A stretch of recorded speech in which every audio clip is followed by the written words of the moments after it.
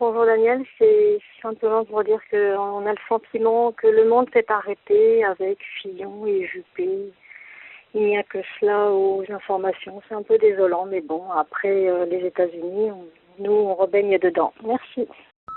Salut Daniel. Un débat apaisé. J'ai allumé la télévision hier soir, 15 minutes. Ah, ils étaient bien là. Il y avait quelques journalistes qui disaient un débat apaisé, très apaisé, ça fait du bien. C'est normal, ils sont tous d'accord. Il me faut rire, un débat apaisé. Mais là, bon, j'appelle rapidement parce qu'il y a une sur les réseaux sociaux, là, Renaud Lambert, il vient de mettre un truc. Prouesse, Juppé et Fillon sont tellement à droite que même les journalistes semblent de gauche. Franchement, c'est bien vu. En tout cas, moi, ce que j'ai remarqué brièvement, c'est qu'est-ce qu'ils étaient heureux, les journalistes. Ouh là là là là, c'était un débat, ils étaient contents de l'organiser. Et puis, ils disaient, si vous êtes élu président de la République, on aurait dit que c'était fait, c'était président. Lequel de vous deux sera élu? On dirait que c'est fini, il n'y a même pas d'élection au mois de mars, ni au mois d'avril. Il n'y a rien du tout. Aïe, c'est fait. Dimanche, on élit le président de la République, et puis après c'est fini, de toute façon ce sera une formalité au mois de mars, etc., etc. Bref, je trouve vraiment ça pathétique, vraiment grave, donc il serait tel temps de se mobiliser, hein? Il faut s'organiser, comme il disait Joe Hill, organisons-nous, parce que c'est le bordel entre le PCF qui veut pas soutenir Mélenchon, entre l'autre qui se dispute avec l'autre pour des histoires de primaire à droite, de primaire à gauche, c'est lourd, en tout cas à droite, hein, pour le capital, ils se serrent la main, et ils sont tous d'accord. Tous d'accord. Et attention, hein, ça va faire mal. Hein. La loi El Khomri, c'est du pipi de chat comparé. Hein. Allez, je vous embrasse tous. Bonne fin de journée. Ciao. Donc un petit message, je veux laisser un petit message suite à la diffusion de la superbe émission là, sur les fraudeurs, les casseurs, les polygames. Là. Et pour rebondir sur la citation de Malika Zedri, qu'elle a cité Rebsamen, je voudrais seulement lui signaler et vous signaler une bonne lecture d'un livre qui s'appelle Dexia, une banque toxique, qui est édité donc à la découverte, et notamment les pages 69-70, parce qu'on apprend que Rebsamen était dans les copains de Dexia. Donc Dexia, c'est la banque pourrie qui a arnaqué les collectivités territoriales et dont on n'a pas fini de payer les pots cassés.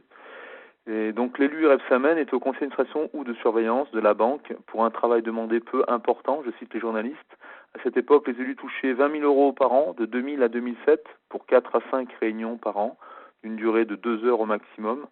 Et Rebsamen était présent de 2003 à 2008. C'est donc le même élu qui est pour la dégressivité des allocations chômage. Il vaut mieux évidemment faire diversion. C'est toujours la même méthode qu'utilisent ces gens-là. Bon courage, à bientôt. Salut. Ouais, salut l'équipe. C'est François là. Je suis abonné là pour la deuxième année. J'étais à la recherche moi d'une info là, à propos du monde diplomatique, comme je suis non-voyant là. Savoir s'ils n'avaient pas, comme vous les voyez régulièrement, de leur demander, s'il n'y avait pas moyen de l'avoir, parce que j'ai le canard enchaîné, moi, en audio, par une association là qui est à Tours, mais le diplomatique, je ne sais pas si ça existe ou s'il y a moyen de l'avoir, de le recevoir en audio. Donc voilà, le monde diplomatique. Allez, salut et merci. Salut Daniel, on est à la maison des métallos dans le 11e arrondissement. C'est le salon des lanceurs d'alerte. À mes côtés, Irène Frachon, qu'on ne peut pas ne pas connaître, hein, puisque dans les métros, il y a des affiches d'elle, enfin en tout cas du film qui vient de sortir au sujet du Mediator, La fille de Brest. Et donc elle est à mes côtés. Je lui pose la question simple, pourquoi elle est ici au salon des lanceurs d'alerte à Paris? Alors bonjour, pourquoi est-ce que je suis ici? D'abord une affaire de fidélité et d'amitié, puisque je connais le principal organisateur, Daniel Ibanez, qui est un formidable lanceur d'alerte, que j'ai rencontré au plateau des Glières, autre événement auquel j'étais conviée il y a maintenant 2 ans, par toute la bande des citoyens résistants d'hier et d'aujourd'hui. Ça a été l'occasion de formidables rencontres, et parmi elles, Daniel Ibanez, qui dénonce sans relâche le scandale d'un projet soi-disant d'utilité publique qui va coûter bonbon et qui est inutile et très coûteux, et qui est le projet ferroviaire Lyon-Turin.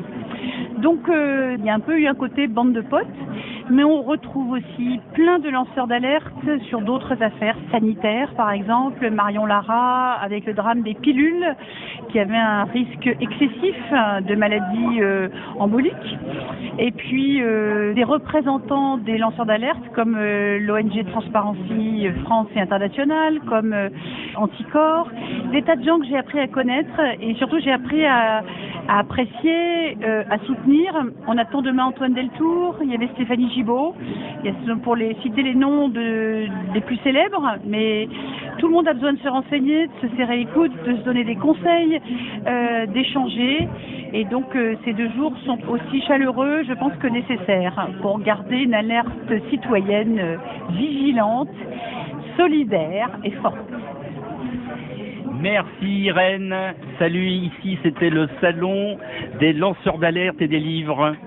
Merci pour tous ces messages et surtout avec ce message que vous venez d'entendre à la Maison des Métallos, à l'occasion des rencontres des lanceurs d'alerte. Voilà le retour du reportable. Et oui, le reportage avec un portable.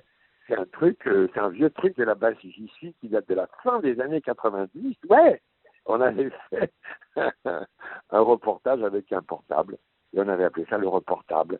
Et ben voilà, un AMG très malin, un abonné modeste et génial, qui a utilisé cette méthode pour cette rencontre avec Irène Frachon lors de cette soirée à la Maison des Métallos. Et c'est très bien fait. Alors allez-y, c'est une très très bonne idée, bravo. Reprenons cette attitude, vous prenez votre portable et vous faites un entretien, vous avez vu, il faut que ce soit court, concis, bien foutu, pas trop long, et vous mettez ça sur le répondeur de la base si j'y suis, et c'est excellent. Une première chose. Deuxième chose, notre ami non-voyant qui nous demande s'il existe une version audio du monde diplomatique, je n'en suis pas sûr, mais je crois bien qu'il existe une version audio du Diplo. Écoutez, renseignez-vous directement auprès du monde diplomatique. Et puis une grande nouvelle pour cette semaine, nous revenons des États-Unis, où nous étions en reportage, en tournage exactement, pour notre film, la deuxième partie de notre film sur l'histoire populaire des États-Unis, d'après Howard Zinn, et nous rapportons un entretien exclusif avec Noam Chomsky, que nous avons rencontré à nouveau à Boston, et ce sera jeudi. Donc jeudi, reportage exclusif avec en vidéo avec Noam Chomsky, accompagné d'un texte traduit de l'américain. Ce sera pour jeudi.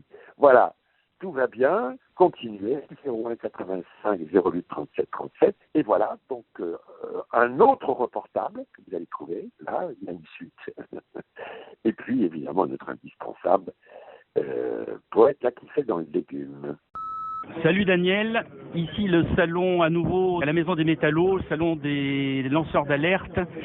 Je suis aujourd'hui, cet après-midi, avec Antoine Deltour. Je vais poser la même question que j'ai posée hier à Irène Frachon.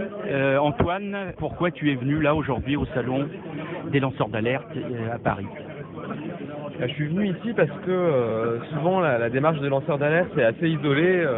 On est un peu seul face à des intérêts économiques ou politiques extrêmement puissants. Et quelque part, je trouve que ce salon, c'est peut-être les prémices d'une démarche un peu plus collective qui met en évidence ce que les lanceurs d'alerte ont en commun. Et je pense qu'on a besoin de solidarité entre nous et avec la société civile pour faire valoir nos alertes et bénéficier d'une protection plus importante.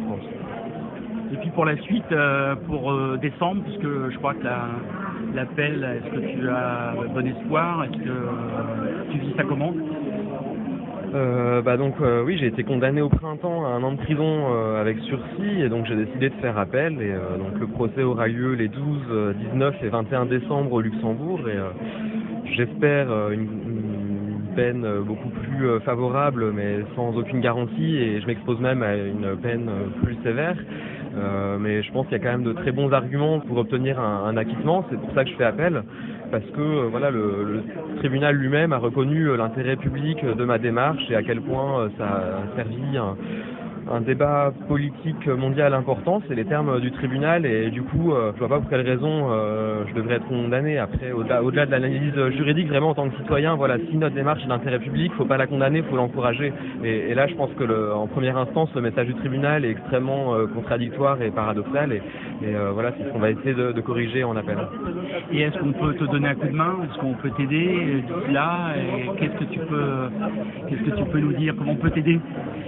Alors, il y a la plateforme Paradis Fiscaux et Judiciaires qui organise avec d'autres organisations, qui sont tous membres de cette plateforme et qui vont organiser un déplacement en bus pour l'ouverture du procès en appel le 12 décembre avec un programme d'activité qui semble assez intéressant.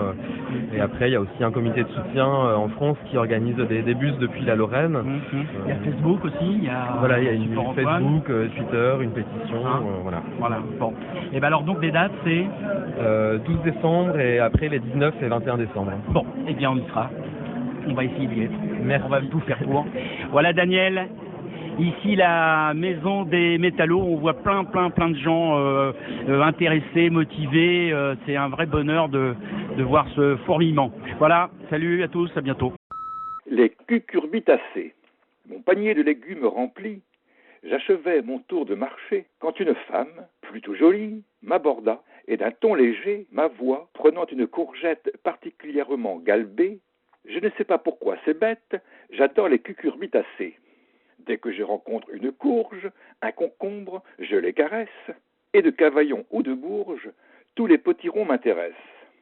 J'aime tripoter les pastèques, triturer les potimarrons, mais je l'avoue, j'ai le cœur sec en présence d'un cornichon.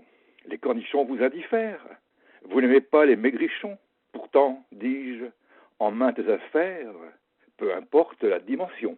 C'était Georges Philippe, salut.